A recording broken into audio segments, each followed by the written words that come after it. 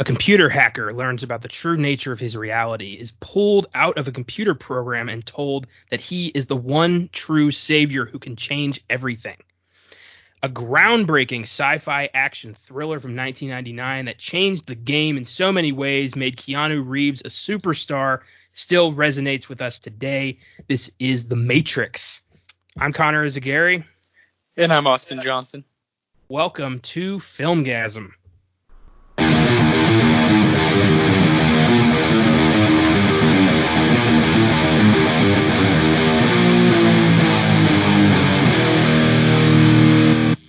The Matrix is one of our favorite movies. It's a film that we've been wanting an excuse to talk about for a while now, and we figured it would go great with The Cell, the theme of being plugged in, going into another realm, and yeah, it's just flawless. It's perfect. Yeah, and you know what I love after watching The Cell and then rewatching The Matrix. I just watched it today. What was really cool was how 1999 and how 2000, each of those movies are. They very much represent the time that they came out and what was popular and what was going on. Yeah, I love that connection that we made without really knowing, quite what it was going to be. So The Matrix, obviously huge deal, movie that we've both seen many times, and it screams 1999 more than any movie that came out that year. And I think we both love a lot of movies from that year. Fight Club, that's when like American Pie came out. My personal favorite, Magnolia came out that year. And then there's this one too, and there's so many classic movies that came out that year, and this one's right at the top when you think about it. Well, I think that the whole theme of The Matrix, free your mind and the world is a lie, it feels like a great send off of the 90s and a welcoming to the new millennium. And yeah, it's a great New Year's movie for me. But where do you even start with this story? It's insane to talk about. Like if you've never seen The Matrix, you're not going to know what in the hell we're talking about. But then again, why are you listening to this if you haven't seen The Matrix? So, yeah. Yeah, you'd be surprised how many people like our age haven't seen The Matrix. It's really weird. It's one of those it's obviously a classic and was seen by a ton of people when it came out. But it's one of those like The Big Lebowski where it's still kind of like has that cultish thing about it. A lot of people have seen them, but it is like at the end of the day, it's an acquired taste. The Matrix is. So I fucking love it. It's so awesome. Oh, me too. It's always been something that I just can't get enough of, and I see new things every time I watch it. I fall in love more with Neo each time I watch it. I do wish the trilogy would have gone differently, but that's okay. The first one's awesome. Yeah. I feel the same way. I think The Matrix is just an epic action movie. It's so neat. It's been parodied countless times. It's one of the films that I think it's a tentpole of the 90s, a tentpole of modern action cinema. Yes. And it's endlessly rewatchable for the characters alone and the incredible action sequences that still hold up. Yeah, exactly. Like strictly just Morpheus and Neo alone are just these iconic, monumental characters. And both, like Lawrence Fishburne, that is immediately the character I go to. And for me, it's Neo. For Keanu Reeves, I know John Wick, we talked about on our most recent on The Cell, we talked about the kind of battle between John Wick and Neo. And yes, the John Wick movies, like as a whole, are better. But fuck, The Matrix can't be touched, man.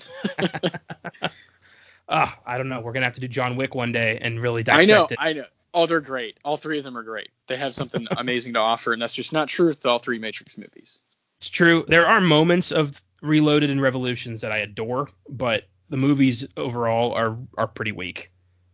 Yeah, it just doesn't have that organic feel. When you first get introduced to Neo and you see like the wake up Neo and you knock, like Fall of the White Rabbit, all that stuff is just, that's some of my favorite parts of the entire movie. And you just don't have the opportunity to do that in the second two because we know who Neo is kind of. And I don't know. The first one usually does, is usually the best. That's usually how it goes. And that's definitely the case here. The Matrix at the time, it was new. It was a film. Nobody had seen anything like this before. And part 2 tried to capitalize on that, but I don't think the Wachowskis realized that everyone who was seeing that had already seen, the Matrix. They weren't going to be surprised. Yeah, and exactly. They tried to capitalize too much on the Zion thing that just got weird, and nobody cared. Like, I don't give a shit about these people. I want to know what's going to happen with Agent Smith and Neo's battle. Like, that's all I care about. Yes. And yeah, and then 3 doubled down on that, and I'm worried that the 4th part that's coming out next year is going to be very experimental. We'll see. I'm a little bit hopeful, Yeah. Trying to be positive. It's also, hard to like be positive about movies at all right now that are like supposed to come out. But I'm hopeful about the content within that one. It'll be okay, I hope. Here's hoping. So The Matrix was written and directed by Lana and Lily Wachowski, who have also never topped The Matrix. They've never come even close. Some of their other work includes Speed Racer. Yikes. Cloud Atlas. Yikes. The TV series Sense8. And, that nobody watched. And I believe they wrote V for Vendetta. So. Okay, there you go. It's an interesting bunch. I like V for Vendetta. There's other things I don't really care for at all. Speed Racer. That seems yeah. They just never. They peaked. They peaked way too early. And I think only one of them is doing Matrix 4. I don't think the other one's involved. Okay. I didn't know that. Yeah, I don't know which one though. They're kind of. They're just a unit. They're just the Wachowskis to me. The film stars Keanu Reeves as Neo, the so-called One, the Christ-like savior figure who's supposed to end the war with the machines and save mankind. And this was the film that took Keanu straight to the top of the A-list. Yes. Yeah. It was almost Will Smith, too. You can thank Wild Wild West for that. Oh, yeah. Thank the Lord. Oh, what a career mistake that was. Right? Yeah. Oh, man. And how much different the Matrix would have just ended up. Oh, boy. I don't want to live in that world. Nah, man. Besides John Wick, what are some of your other favorite Keanu roles? Oh, Speed. I mean, Speed is like... Speed. All right. Speed is fucking legendary and is, probably my third favorite, like, character that he's had. Definitely being Neo and John Wick being my favorites. I like Bill and Ted. Those are fun. Bill and Ted's Excellent Adventure. What else has been more recent? I liked Constantine. Oh, there you go. Devil's Advocate's not bad. He's been busy. If you look at his like IMDb, it's like, oh shit, But yeah, my favorites are always going to be The Matrix, Speed, and John Wick. That's his best work to me. Yeah, it's really hard to top that. And he kind of got pigeonholed with The Matrix because everyone started comparing every role he did after that to Neo. And I think John Wick was a very lucky shot he got to finally break out of that mold and be something else.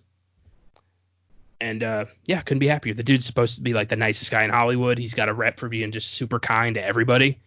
And I wish him the best. Yeah, and of course, point out the obvious that he like does all of his own shit. He practices, trains martial arts and figures out how to, do these stunts and stuff. So there's mad respect all around for his, the way he's able to do all sorts of things. And his like stake in action, in the action genre is about as big as it can get. You know what I mean? Yeah. He just, he has a huge part in the history of action movies. For sure, man. Then we've got Lawrence Fishburne as Morpheus, the mentor to Neo, who unplugs him and shows him the real world. And Lawrence Fishburne, he was nominated for his performance in What's Love Got to Do with It, where he played Ike Turner. Yes. I haven't seen it yet, but I've heard he is scary, like really, really good in that. Yeah. He is, and he's got performances throughout his career where it's like, man, he is fucking good, But he's just been in too many like just average movies, where it just feels like he's just picking up a paycheck for me to like really be a fan of his, But Morpheus is a fucking awesome character. Morpheus is pretty badass. But again, I take it back to the John Wick franchise. He's the Bowery King. He's fucking rocks. Yeah. Isn't it just, it's so cool for like people to, you have the 20-year gap of, the Matrix starting in 99 and we still have John Wick movies happening, and for them to reunite in a different world is great. I love it. It's pretty sweet. We've got Carrie-Anne Moss as Trinity, the badass second in command of Morpheus's crew, who develops a strong connection with Neo. And she's badass in this too. I remember her in Memento. She was such a piece of shit in that movie. Oh, I know. Like, and it kind of, when I saw that at such a young age, Memento, that kind of like was ingrained in my head that that's how she is, It's like, oh boy, that's not good for me if I'm going to be a fan of hers. But yeah, Trinity is a badass character. Good Lord. Straight up. And did you happen to see the Jessica Jones series? I know who you're talking. She's in that, right? I've only seen a couple episodes. I watched the first season. I couldn't get into season 2, and that seems to be the case with a lot of the Marvel shows, frankly. But she played lawyer. I think her name was Jerry Hogarth, and she was really kind of a unlikable character, really tough to root for. Yeah. But I believe it. Trinity's always been her bread and butter, the character she's been known for, and I think she's coming back for part 4 as well. Okay, there you go. That's fantastic. Yes, indeed. Then we've got Joe Pantoliano as Cypher, the double agent who fucks everything up. Oh boy, he's great. Love me some Joe Pants. That guy is the fucking best. Oh man, what's your favorite like roles of his? Ralph Cifaretto, The Sopranos. Okay. Yeah. I mean, come on, he's fantastic. I wish he was in more episodes of that. What a motherfucker that guy was. Also in Memento, obviously, as Teddy. Yeah. So that's a cool little connection there with Carrie-Anne. The first thing I ever saw him in was Ben Urich as in Daredevil. Oh, interesting. I remember seeing him in Bad Boys when I was really young. See, I've only seen Bad Boys one time and I barely remember it. Yeah. It's all right. But that guy, he shows up all the time in all sorts of stuff, and I love the guy. Great character actor, and Cypher's one of his best performances. Oh, for sure. Most memorable for me, yeah. And the last guy I'd like to touch on is Mr. Hugo Weaving as Agent Smith. Maybe my favorite bad guy in action history. I fucking love Agent Smith. Yeah, that's a good call. In action history, yeah. Off the top of my head, he's up there. I mean, Agent Smith is frightening. He can fucking fight. He's, totally aware of the situation, and I love that. I love when a villain is like has this sort of control, aspect to them. That's obviously like a huge trait that a lot of massive evil people have had, and he just has it all. But he's not, he's unassuming. It's fucking Hugo Weaving. You know what I mean? I love that character. He's a character who you feel like he always has the upper hand. No matter what situation he's in, he is always in control. And Neo is such an anomaly for him that he's willing to go to any lengths necessary to put him down. Yes. And the coolest thing about Agent Smith is that he's supposed to be this emotionless program. But Hugo Weaving plays him with such fervor that emotion seeps through and he becomes like a completely different entity. It's so cool. Mr. Anderson. Yeah, it's great. He's amazing. And, of course, like the fact that he did this, Hugo Weaving, and then he was like in my life already, and then he was in Lord of the Rings, is just like, dude, come on, what the hell? He became an immediate like god in my world. In my world, it's like that guy's in the best shit, Yeah. And he's fantastic. I wrote an essay in college comparing the machines in the Terminator Skynet to the machines in the Matrix, and I used the Agent Smith as an example of the machines developing emotions in order to protect themselves or something like that. But it was a fun essay because I got to dive into the emotionality of Agent Smith and how he's kind of a walking contradiction. He's everything he says about Neo, about himself, is kind of wrong. Like, the inevitability and how he's, Neo is just another, ant to his boot. Like the things that Smith says about humanity, he kind of is guilty of those things too. Oh yeah, for sure. Yeah. Oh yeah, and that's you have, guys like Voldemort is like that. It's like, dude, what are you trying to fucking do here, man? There's all these like classic guys. They get so fogged up in their mind with what their actual, incentives are. And yeah, I love that. I love that's really cool that you got to do that with especially a character like Agent Smith. But with Smith I feel it's different because he's not supposed to be like this. His character is specifically designed to be emotionless and dead set on one singular goal. Yeah, yeah. He kind of develops his own sense of revenge and hate and want and desire that none of the other agents have. He wants to be free. He hates Morpheus. He hates Neo. He wants out of here. He doesn't want to be an agent. He wants to be free. It's such a strange character, and it really supports this theory that I've heard that Neo is not the one. It's Smith. it's a cool. Yeah. I've read that before, and it just always blows my mind. There's evidence in 2 and 3 that push this along, where you really could consider that Smith is the chosen one here who's going to reset the Matrix, because he's the one who does that ultimately in part 3.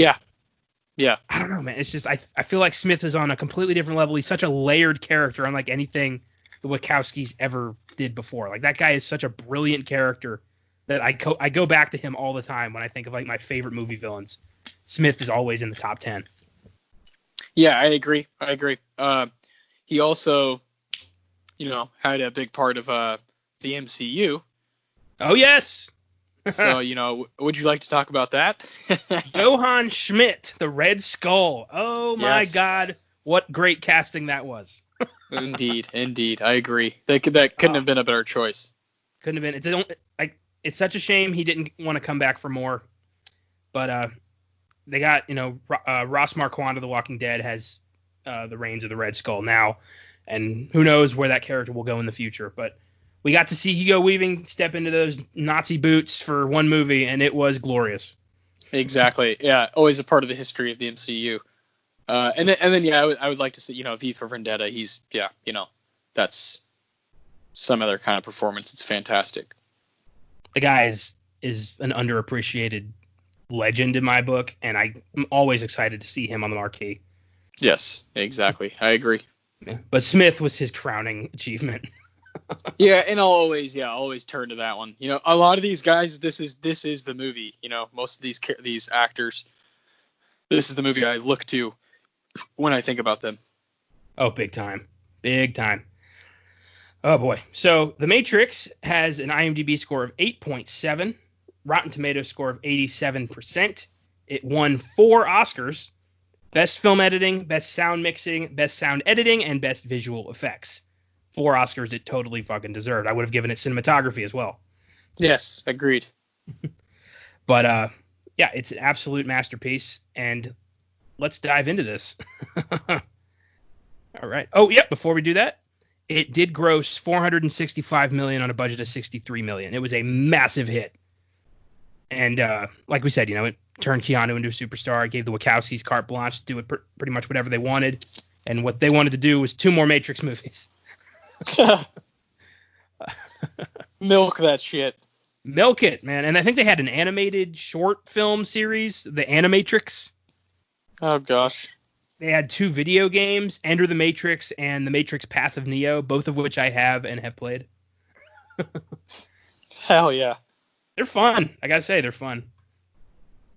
So, The Matrix. We open with great score and the cascading green code that's become iconic with this franchise. And that's supposed to symbolize the Matrix. A phone rings, and we hear a conversation take place between Trinity and Cypher. They're talking about, she's watching somebody who's supposed to be this great power, and Cypher's like, are we sure it's him? And she starts saying, like, wait, is this a secure line? And then she hangs up, and then we go to the cops who are right outside the door. It's such a cool opening because if you've never seen this before, you have no clue what's going on. It's fantastic. It's an awesome intro. Yeah. Yeah. The first 20 minutes are great. It sets the tone. You're wondering, like, what is this? What am I in for? And the cops are surrounding Trinity, and then these 3 agents come outside to talk to the chief of police.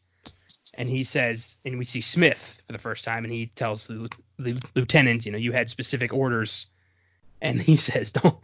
My grandpa's favorite line, like, "Don't give me that juris my diction crap." Yes. Oh, it's great. And the cop's like, I think we can handle one little girl.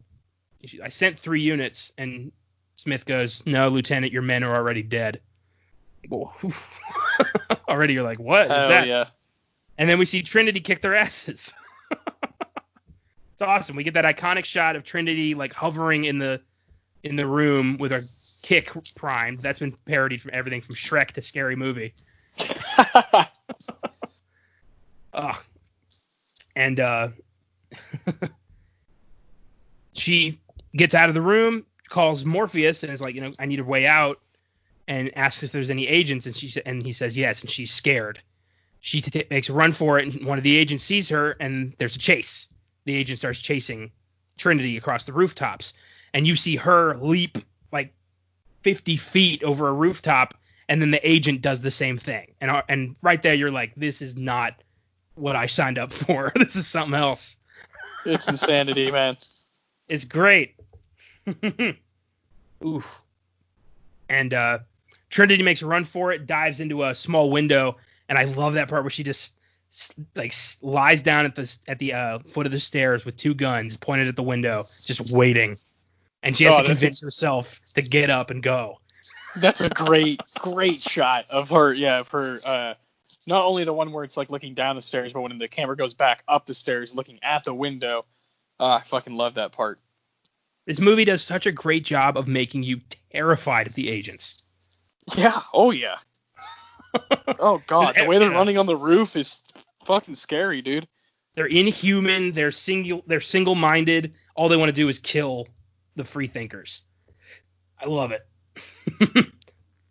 So Trinity gets out of the building, goes to a public phone booth to get out, but a garbage truck is driven by Smith, and he drives towards it. Just as she runs towards it, he destroys the booth, but she got out. And the agents meet up and say that it doesn't matter if she got out, because the informant is real and they have the name of their next target. His name is Neo. And that is when we meet Thomas Anderson.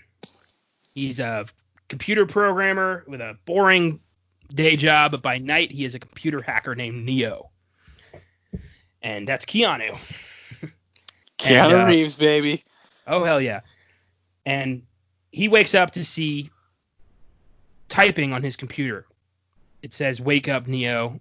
The Matrix has you. Follow the white rabbit." Oh, man. Like, that, I want to talk about how important that is in, the whole, follow the rabbit, Alice in Wonderland. Like, that way of storytelling is huge. Timeless. It's going to be here forever. And, man, The Matrix does it. Introduces it so well. Like, to show Keanu, who at the time, had been in Speed and like Point Break and some stuff, but it's like to see that guy laying on the computer and then you just see the words pop up. It's like that's cinematic.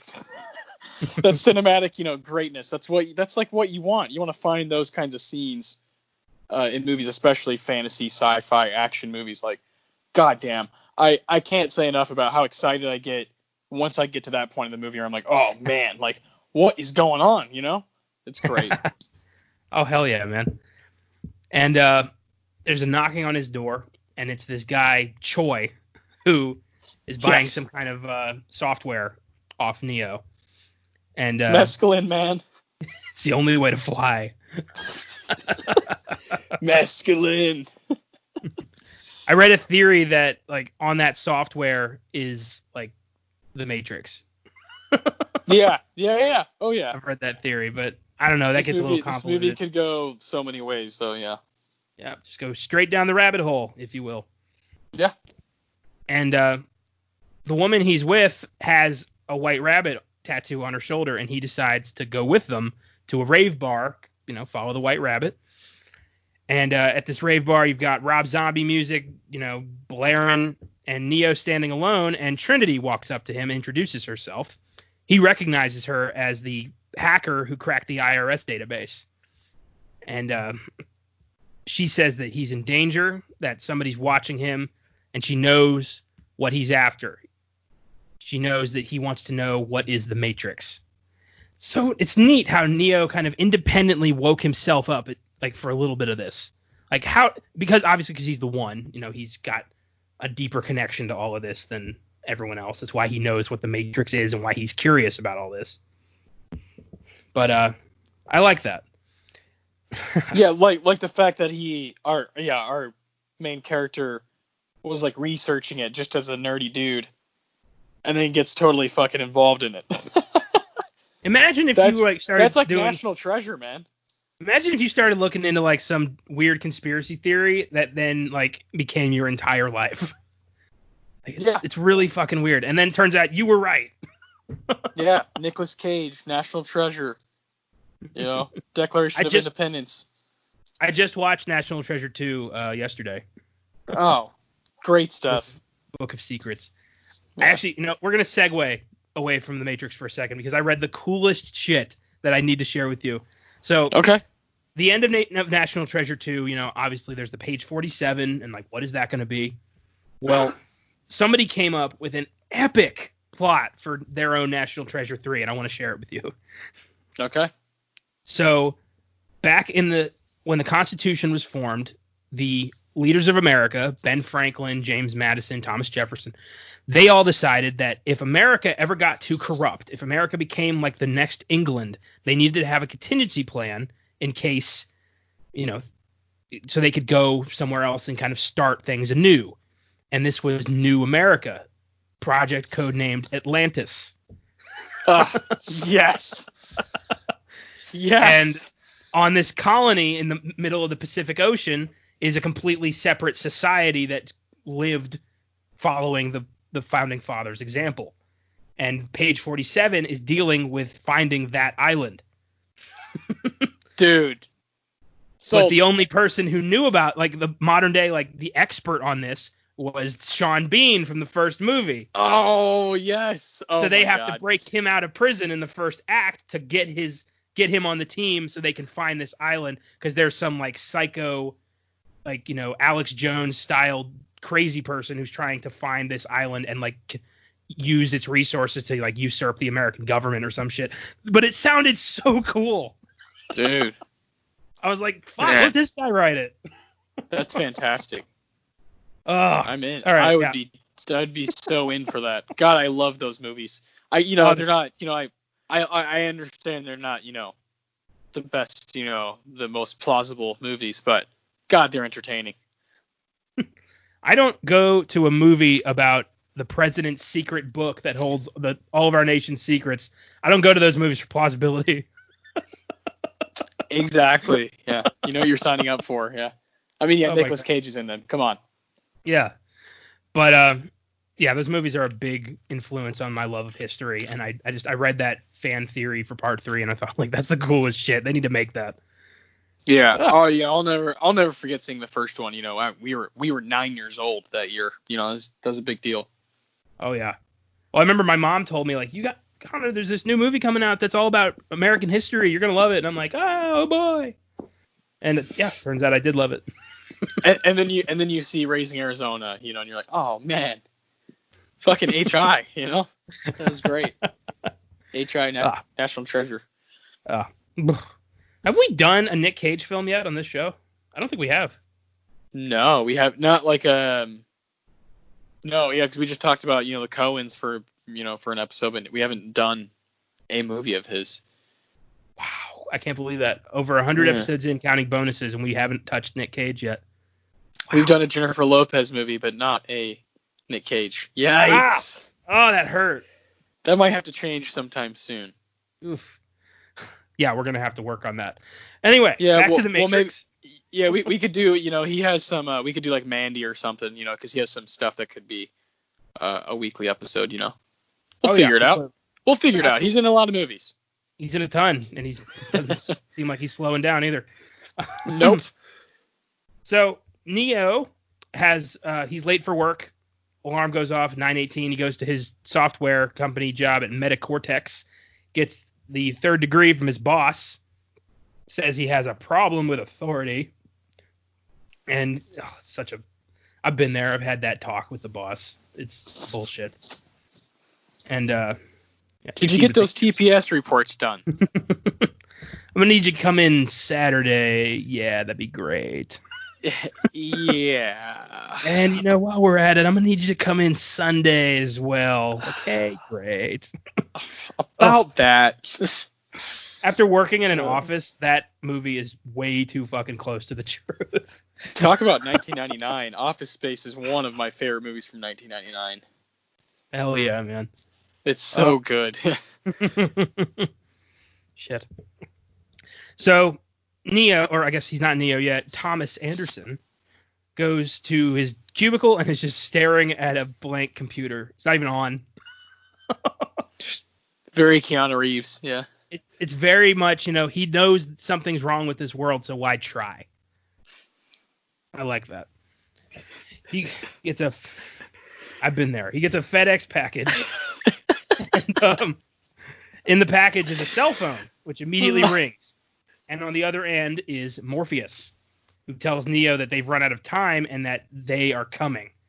And Neo looks up to see 3 agents coming into his office to arrest him.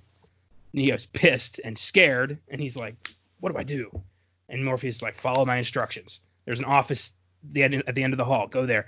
And it's cool. Morpheus is guiding Neo across the office, and Neo's like, how the hell do you know where this stuff is?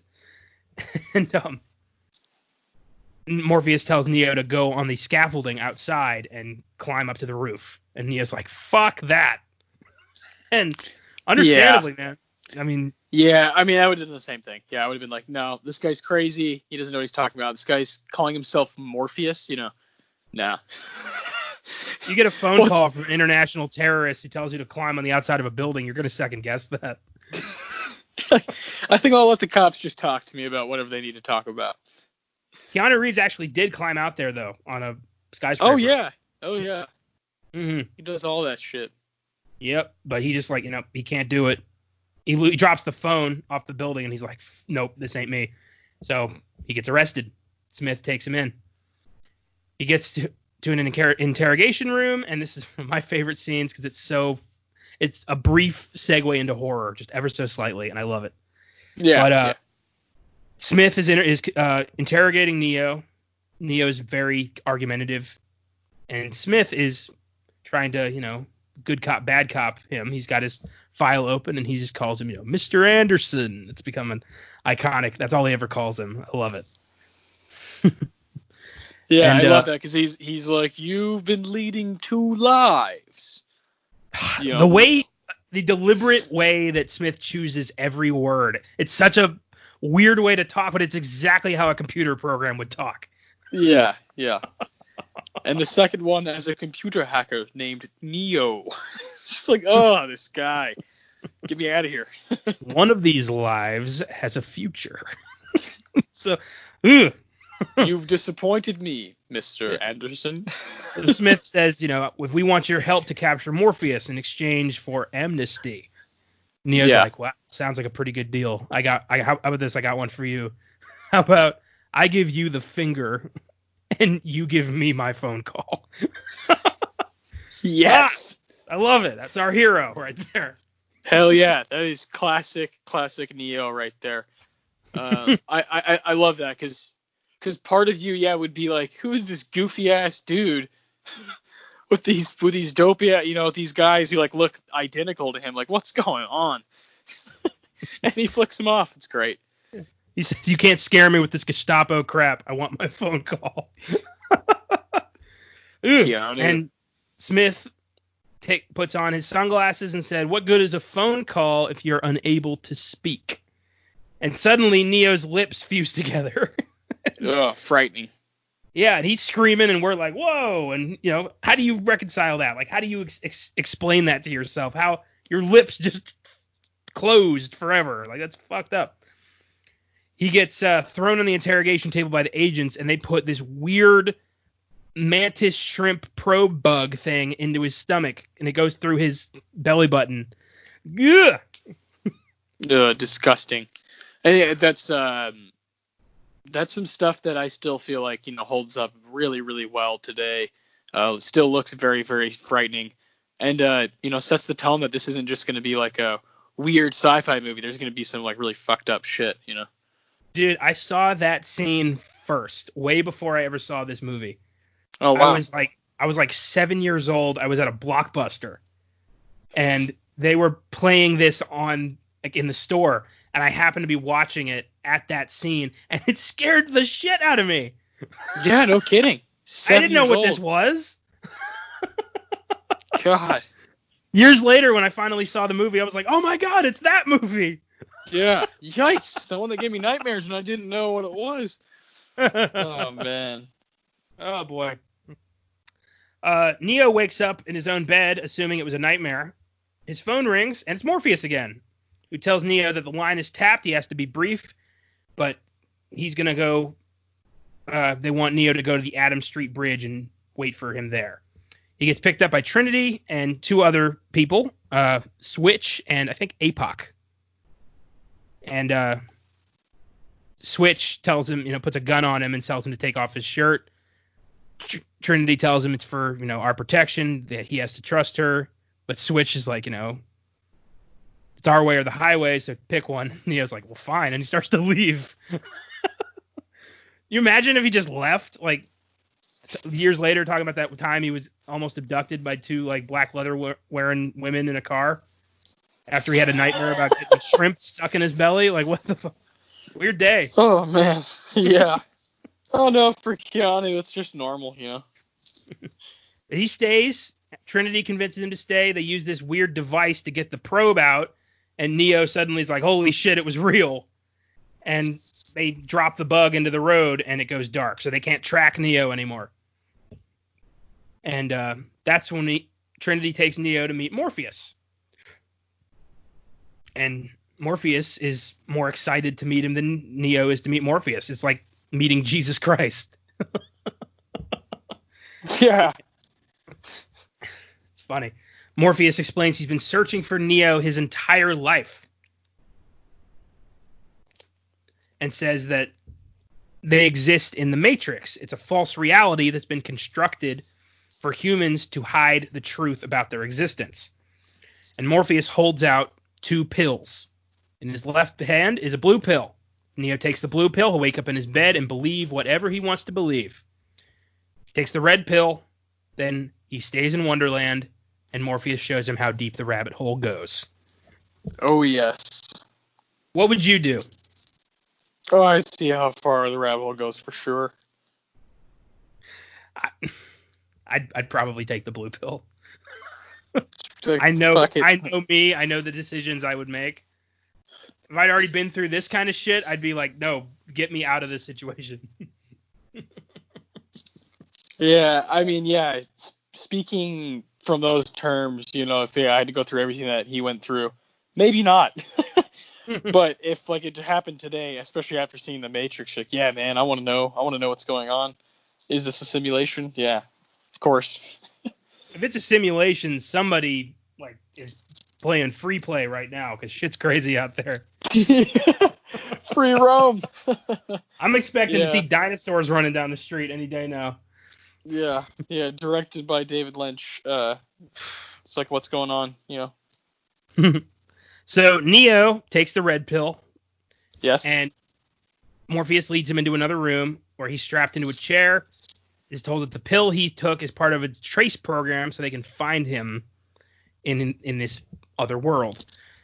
And Neo pokes at a shattered mirror that fixed itself, and the silver begins to creep over his skin like venom, like the symbiote. And it starts pouring over him, and he's like, oh, it's cold, it's freaking. And they pinpoint his location. They hit a button. Suddenly, Neo goes black. It's a creepy moment where he just kind of like turns into computer noise. Oh yeah. And, well, yeah. I mean, that sound editing, like it, got a lot of recognition because it's fucking great. He wakes up dazed in a pod. It's freaky. He like crawls his way out of this pod. He grabs this thing that's shoved down his throat and like pulls it out. He looks to his right and left, and there are millions of pods in this weird, dark building. This giant machine comes over and unscrews him out of the machine. He's got holes all over his body. He's bald. He's hairless, and he gets flushed into the ocean. And a hovercraft, snags him, grabs him, pulls him up. We see Morpheus again dressed in rags, and he tells him, "Welcome to the real world." So powerful. He kind of looks like Keanu Reeves right there. Kind of looks like Ryan Reynolds does in Deadpool. You know what I mean? when he's like completely bald and stuff. I was just like, they look kind of similar. Oh, for sure. It's weird seeing hairless people. Like, yeah, no kidding. No kidding. No eyebrows, no body hair, nothing. Yeah, celebrities just completely shaven. It's weird. It's an unnatural look. So Neo is being acupunctured. He's getting his muscles regrown. He's atrophied. He asks Morpheus why do his eyes hurt. Morpheus says that you've never used them before. Jesus, how do you process that you've never woken up before? Your entire life is a lie. It begins now. You are 1 year old. Like, this is it. That's fucked up. That would mess anybody up. Yeah, for sure. Neo handles it pretty well. He does. Yeah, he's the chosen one, man. Maybe. Ugh. So Neo wakes up fully clothed. He's got holes in his body, including a big one in the back of his head. And Morpheus enters the room. Neo asks, what is this place? And Morpheus says, the more important question is when. You think it's the year 1999, when in fact it's closer to 2199, but we don't really know. He shows Neo around on his hovercraft, the Nebuchadnezzar. It's old, beaten-up hovercraft. His crew is APOC, Switch, Cypher, and Tank and Dozer, and this little guy named Mouse. I don't know why they all have, like, computer names. I guess in the future, when you get unplugged into the real world, you have to abandon your birth name and pick some kind of, like, neo-futuristic name. Yeah. Yeah. Well, yeah, it just seems like it would be fun. Like, let's have some code names. Like, I'm Cypher. I want to be Diesel. I think I'm going to go by Motherboard. Motherboard. That's great. Oh, my God.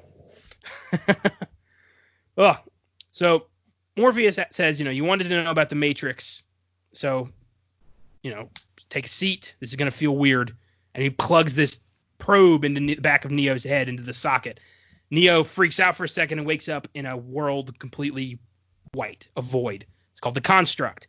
It's a loading platform that Morpheus and his team use to help people, like newly freed humans, deal with the real world and also load up on guns or whatever they might need. Neo looks like himself again. He's got hair again.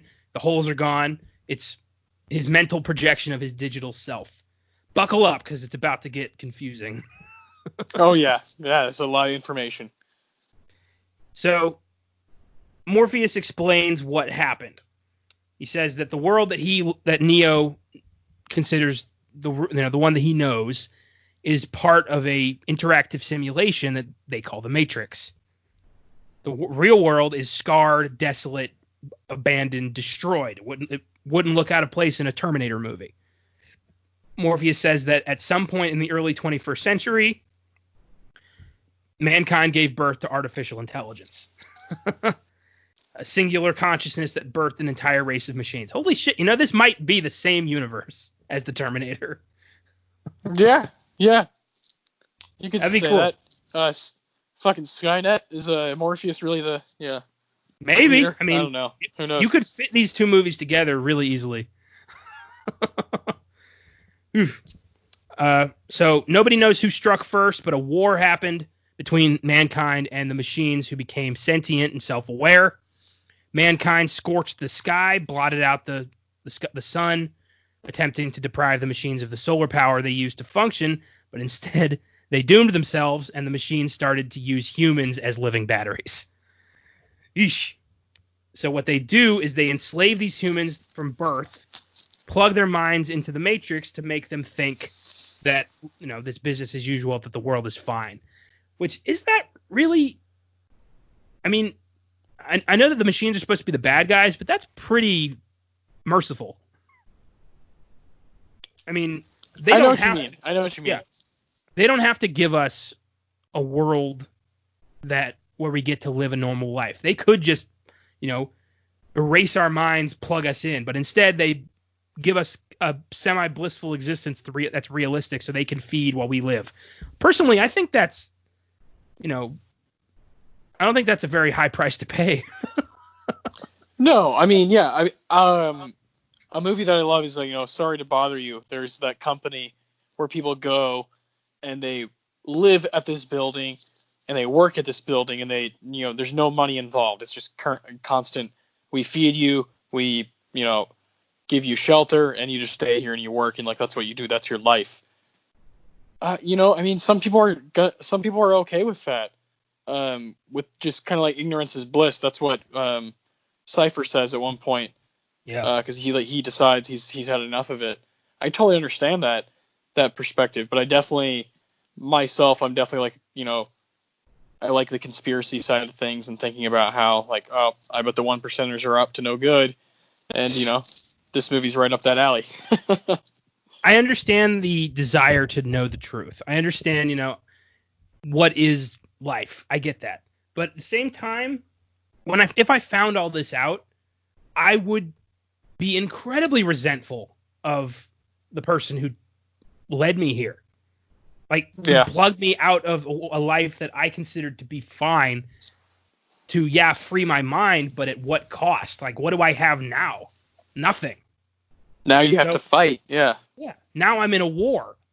I kind of get where Cypher's coming from on this one, Oh, I definitely do. I don't really see him totally as a villain. I mean, he operates kind of like a douchebag, but I understand him. I have sympathy for him. Yeah. It's interesting the different angles you can take with this one. So Morpheus tells him, the Matrix is a computer-generated dream world created to keep us under control, to turn us into batteries. Neo is like, this is crazy. Let me out. And he freaks out. They unplug him, and he starts, he's panicking. He's going into shock. Cypher says he's going to pop. I love that. Yeah, fantastic. And that green shit comes out. Yeah. Neo vomits on the floor, passes out. He wakes up in his bunk, and he asks Morpheus, I can't go back, can I? And Morpheus says no. And Morpheus tells Neo that he broke a rule for him. After a certain age, people can't be brought out of the Matrix. Their minds are too ingrained into the software to accept the real world.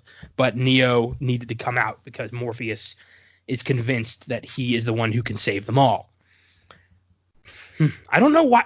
Is it ever explained why he's so convinced that it's Neo? No, not necessarily. I would love to know that story. How did Morpheus stumble onto Neo specifically? I don't know. So Morpheus explains why he had to do this. He says, when the Matrix was created, there was a man born inside it who could create his own reality. He could break the rules. And it was this man who set Morpheus and others free. He freed the first of us. And when he died, the Oracle, this program inside, we'll talk about later, prophesies that he would return in another form. And the return of the One signifies the destruction of the Matrix. And as long as the Matrix exists, humanity can never be truly free. And Morpheus believes the search is over. Neo is the reincarnation of that man. He is the one. Neo is like, okay. That's a mighty hard red pill to swallow right there. Yeah, no kidding, man. He's like, at that time, he's like, man, maybe I should have gone with the blue one. Oh my God. The next day, Neo starts his training. Tank, the operator, the guy who watches the computer, makes sure everything is ship-shape, gets them an exit. He plugs Neo in and starts training him with combat training. He gets all sorts of forms of martial arts drained into his head. Jiu-jitsu, Kempo, Taekwondo, drunken boxing, everything. And after 4 hours, Neo wakes up and says the immortal line, "I know Kung Fu." Yes.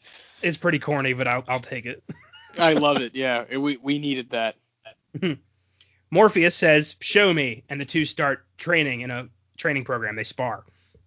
And Morpheus is, during their fight, trying to get Neo to break the rules, to think beyond his own reality in order to be faster, to be stronger.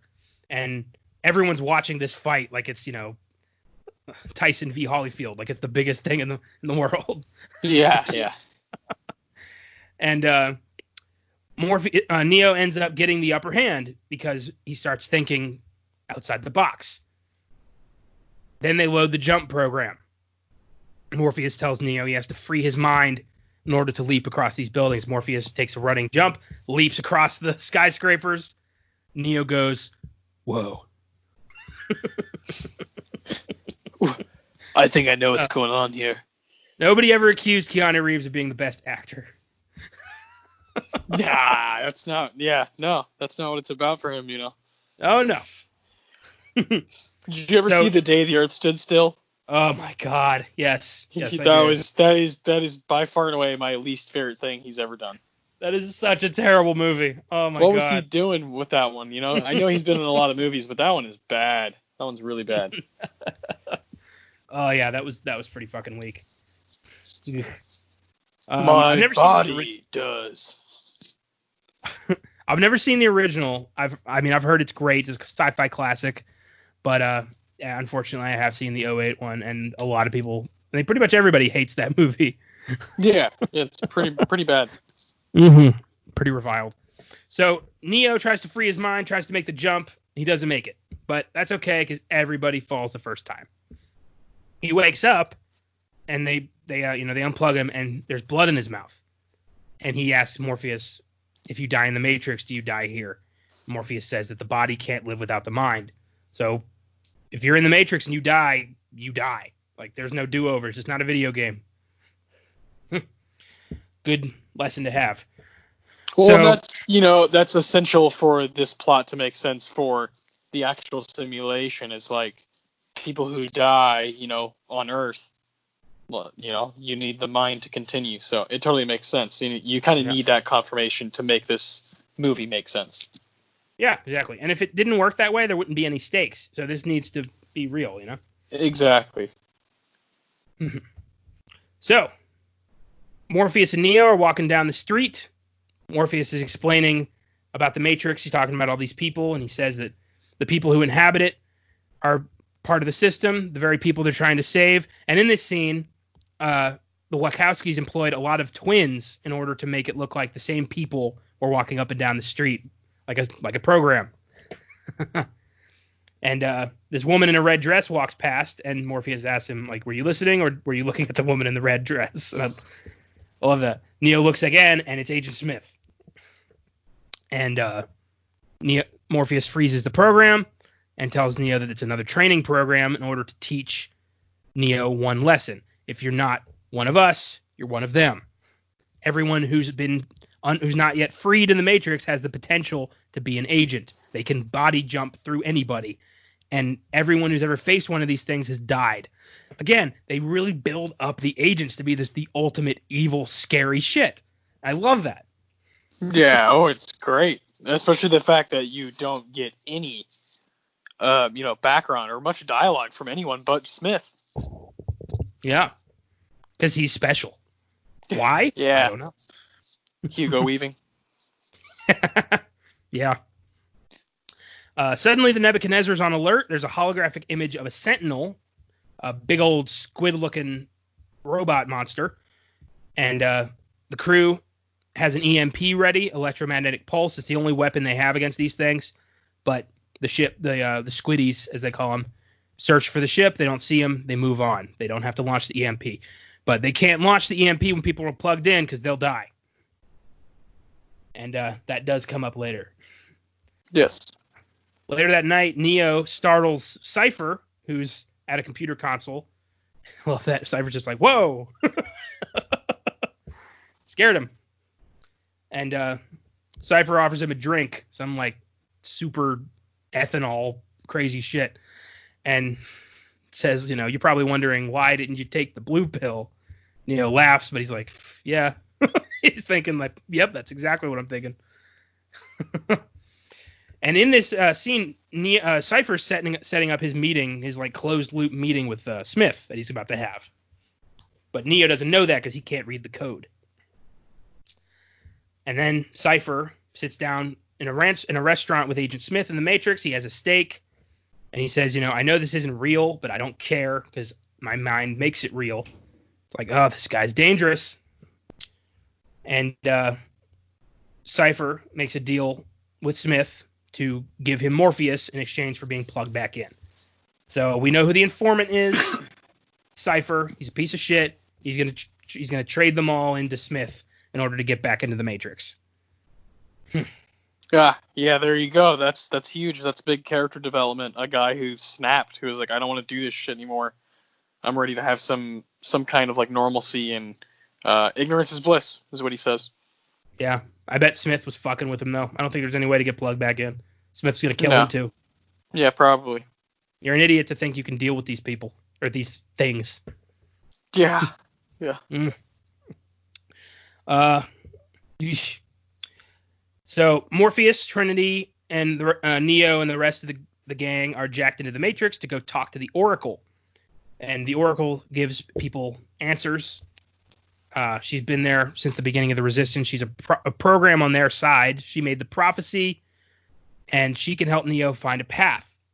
They go to the apartment of the Oracle, and there's this kid bending spoons. And this kid gives Neo a lesson. Don't try to bend the spoon, because that's impossible. But only, instead realize the truth. There is no spoon. It's brilliant. This movie's so brilliant, and it's leagues beyond the quality of anything else the Wachowskis ever did. Yeah, I know. It really doesn't make sense that this is their movie as well, I know, right? It doesn't. No, it doesn't. Oh. So the Oracle's making cookies. She sizes Neo up, asks whether he thinks he is the one. Neo says he doesn't know, and the Oracle doesn't really tell him whether or not he's right. Instead, he says, that she says Morpheus believes in Neo so much that he's going to sacrifice himself for him. And Neo's going to have to make a choice between Morpheus's life and his own.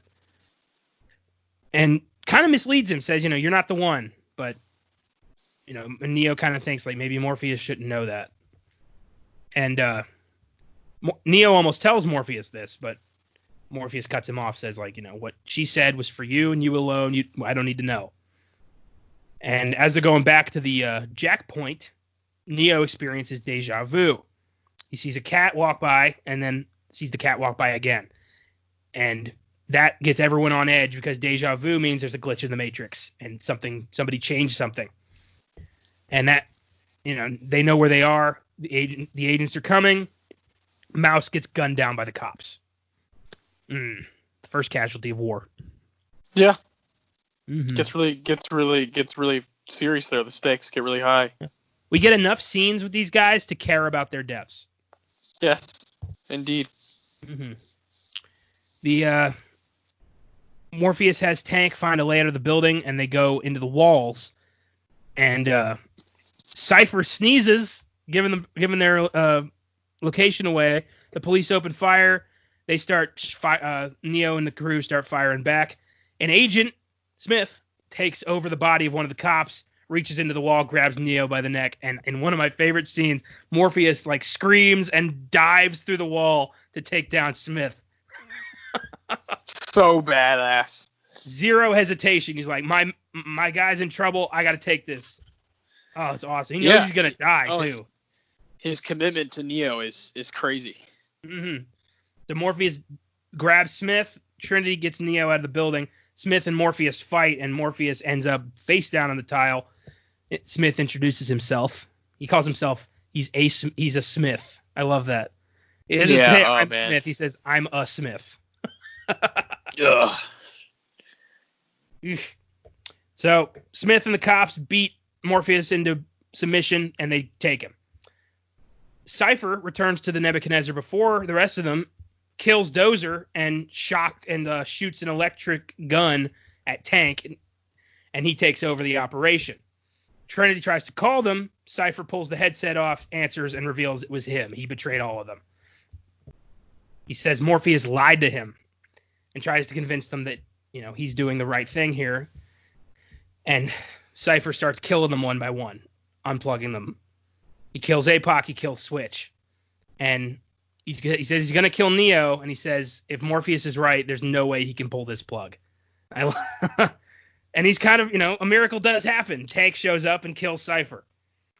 Yeah. What's up, bitch? I wasn't dead. Yeah. Classic. Classic moment. Oh, it's great.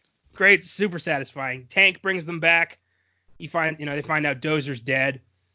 And Smith starts torturing Morpheus because he wants the codes to Zion, the human city that's left, like the last true human city. If the machines can get in, they can wipe out humanity and win the war. And Smith starts talking about the first Matrix, said it was designed as a utopia to make everyone happy, and it was a disaster. Nobody accepted the program. And he says that as a species, human beings define their reality through misery and suffering. The things he says are so brilliant. I love it. Smith is so articulate and really he's on a completely different level. Yeah, he reminds you of, someone like Hans Landa. It's just like the intellectual side of him is just, on a whole different level because of what he knows, the control and the knowledge. Knowledge is power. I wouldn't be surprised if Tarantino took a little bit of Smith for Landa, because they are very similar. They're both, part of a greater evil, but in it primarily for themselves. And yeah, just like they're both, pleasure. Intelligently leagues ahead of the rest of them. I totally see that. Yeah, Cool. I was just trying to think of another guy who's just wicked smart, and that's the first guy I always think of. Is like, oh man, this guy can say stuff that you're just like, oh, and then he kills you. It's brilliant. Oh, for sure. So Tank argues that the only thing the only choice they have is they have to kill Morpheus because he has the codes to Zion's defenses, and they have to sacrifice Morpheus for the good of mankind.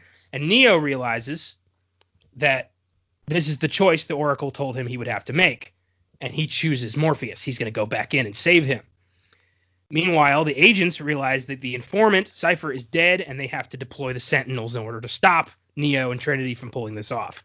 So machines are dispatched to go take out the Nebuchadnezzar. The ticking clock has begun. Here we go.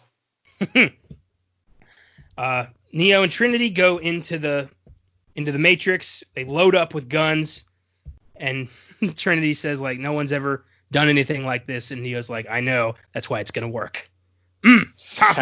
Yes. Oh.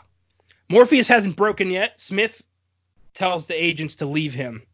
And that's when we get a look into the real Smith. He takes out his earphone, his glasses, and tells Morpheus what he really thinks. He says he hates this place. He hates the Matrix. He says it's a zoo. It's a prison. He says he hates the stench of humanity. He says that he thinks he's going to get infected by their disease. And he knows that Morpheus holds the key to his release. He says, I'm going to get free and you're going to die. It's so personal. It's such a great insight into who he is. This was the main scene I used for my essay I was talking about. Oh, man, that's fantastic. Downstairs in the lobby, Trinity and Neo show up, and they shoot their way through the cops. I love it. Soldiers and everything. It's a great action sequence. They just wipe them out. No, yeah, And, brilliant. The other two agents, Brown and Jones, enter the room to find Smith without the earphone in, and they're like, "What were you doing?" Like they're asking Smith, like, "This isn't protocol. What are you doing? You're not plugged in. You don't know what's going on." Trinity arms a bomb in the elevator. They sever the cable with a few shots. Counterweight drops. They fly up, and the elevator falls to the lobby, blows up the lobby. Yes. And the sprinklers come on. Smith commands the agents to find them and destroy them. On the roof, a helicopter pilot is calling Mayday. He gets taken over by an agent. Neo shoots at the agent, who dodges the bullets. It's so cool. Oh, badass, dude. I mean, yeah, that's the stuff you like to see. The slow-mo. Oh, yeah. The agent pulls his own gun, starts shooting Neo, and Neo does the iconic bullet dodge where he drops, backwards. It's been done in so many different things. And two of them nick him in the legs. The agent walks up to Neo, who's going to shoot him. I love that the agent, gets one quip. He says, "Only human." Mm. I love that. You're like, what? Trinity goes up right behind the agent and says, "Dodge this," shoots him right in the back of the head. Dodge this. Yeah, that was great. I love that. Makes her the first person ever to kill an agent. Yeah. True. Tank gives Trinity the ability to fly, downloads it into her head. She gets in the helicopter, and she and Neo go to the floor that Morpheus is on, and Neo just opens fire with a minigun. Takes the agents fucking down. It's amazing he didn't hit Morpheus. Incredible. Yeah. I mean, there's some stuff in here. It's like, are those bullets curving? It's kind of like, like you said, movies have done it over and over, and like Wanted did it, 10 years after. It started here. It started exactly. Here. This is the first, and it works the best right here. Oh, hell yeah. So the agents are dead. Morpheus realizes, he's got to get out, and he uses like sheer force of will to break his handcuffs. And it's so badass. And he runs to the helicopter. The agents show back up. They shoot him. They hit Morpheus in the leg. And he leaps out. Neo grabs him. Agent Smith hits the chopper's hydraulic line, though. Trinity manages to get Morpheus and Neo to a rooftop. She grabs it. He grabs the safety line as she jumps out, and the helicopter flies into a building. Does this awesome like reverb effect on the windows before it blows up. Yeah. Oh, so that good. Was cool. Neo hauls Trinity up to them. Morpheus asks Trinity, "Do you believe it now?" But Neo still is, wants to tell Morpheus, "I'm not the one." They go to a subway to get out. Trinity and Morpheus get out, but Smith shows up and shoots the gun before Neo can get out. And this is easily my favorite part of the movie, the fight between Neo and Smith. So Smith greets him as, "Mr. Anderson, it's time to pay the piper." And they start shooting at each other, and they end up like gun to each other's head, but they're both empty. They're so evenly matched. It's great. Yeah, you're out. So are you. Yeah. Badass. Oh, yeah. And they start, going at each other, hand-to-hand combat. And Smith clearly has the upper hand here. And he does that one part where he punches through the fucking column with zero effort. So, Smith knocks Neo to the ground. Neo coughs up some blood. He gets up and he starts, putting the whale on Smith. But Smith counters, throws Neo into a wall. There's a train coming. Smith throws him onto the rails, puts Neo in a headlock and says, "Do you hear that, Mr. Anderson? That is the sound of inevitability. It is the sound of your death." Oh, man. "Goodbye, Mr. Anderson." And Neo grabs his arm and says, "My name is Neo," and flies him into the ceiling, takes a giant backflip. Smith gets hit with the train. Fuck yeah. Fuck yeah. So cool. I love that move when he jumps up, and hits the ceiling. It's perfect. So bitching. But the train stops. Smith comes out of the train. You can't put these fuckers down. Ugh. And the Sentinels are going after the Nebuchadnezzar, but they can't launch the EMP till Neo's out. Neo starts running through the streets. He grabs the cell phone out of somebody's hand, and the guy's like, "What the shit? He took my phone!" I love that. Yeah, somebody do something. That guy took my phone. Like, shut the hell up. The Wachowskis use the phrase "what the shit" at least twice in this franchise. It's weird. What the shit? Mm-hmm. So it's a great phrase. It's a great phrase. It's great. Neo calls Tank and is like, get me the hell out of here. So Tank starts guiding him towards an exit, but Smith is on his ass, constantly morphing into somebody else to get Neo. And Neo arrives back at that hotel at the beginning of the movie. He opens a door. Smith shoots him in the chest. Neo's vital signs start dropping. Morpheus is flabbergasted. It can't be. Neo falls to the ground, and Smith just loads an entire clip into him, man. He did not want him to get up. Smith checks the pulse, says he's gone, and Trinity confesses that the Oracle told her that the man she would fall in love with would be the one. So he can't be dead because she loves him. Aw. It's a little saccharine, but, it works. Yeah, no, I like it. And she kisses him as the machines are crawling through the ship, and Neo's vitals pop back up. He's alive. He gets up. He's reborn, and the agents are like, no way. They open fire. Neo raises his hand, stops the bullets in midair. He is reborn as the one. And Smith runs at Neo to attack him.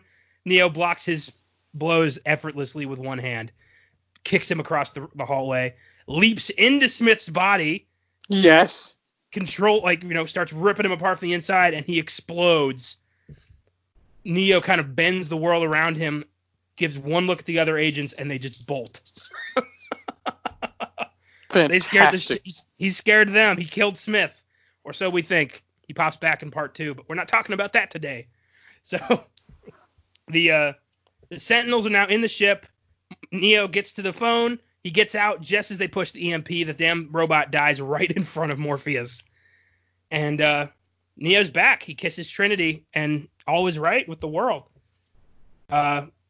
Neo, the film ends with a voiceover from Neo, which I will read off here. I know you're out there. I can feel you now. I know that you're afraid. You're afraid of us. You're afraid of change. I don't know the future. I didn't come here to tell you how this is going to end. I came here to tell you how it's going to begin. I'm going to hang up this phone, and then I'm going to show these people what you don't want them to see.